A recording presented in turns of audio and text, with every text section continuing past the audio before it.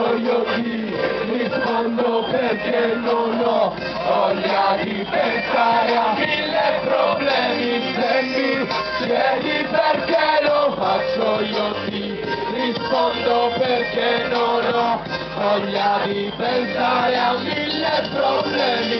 Fino a problemi troppi draghi pure seguire avanti. Sistemi zero gradi tutto aspetto come pesanti. Non piaccio certo argomenti di conseguenza non conseguanti. Mi godo questi momenti e prendo la cazzo miei costanti. Non diffondo questa cultura, non sono impegnato socialmente. Non uso questo linguaggio per cambiare la vostra mente. Non faccio benedizioni, non ripulisco le vostre coscienze. Piace che se vi avvenuti ma io non faccio lo che si sente. Se mi chiedi perché lo faccio io ti rispondo perché non ho voglia di pensare a mille problemi. Se mi chiedi perché lo faccio io ti rispondo perché non ho voglia di pensare a mille problemi. Ognuno di noi è diverso, ci mancherebbe fosse il contrario. Lo faccio perché è diverso di certo per un grosso salario. Lo faccio in modo diverso, precisamente di quel contrario. Mi butto le marche addosso perché è differente, perché è vario. Non faccio la carità, nemmeno beneficenza. Io così bene se non lo stesso fai la differenza. Pronto per la partenza, ma è dubbio se l'arrivo. Per questo ti vorrei l'asse, visto il sorriso sul mio viso.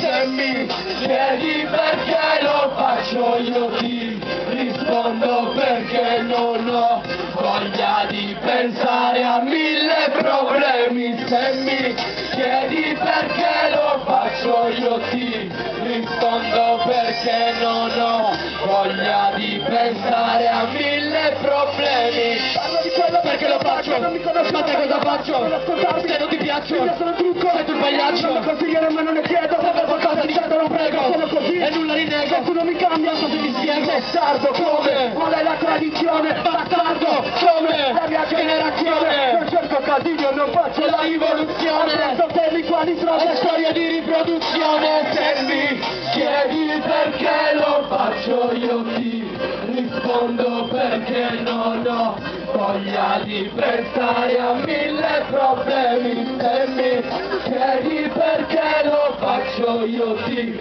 rispondo perché non ho voglia di pensare a mille problemi.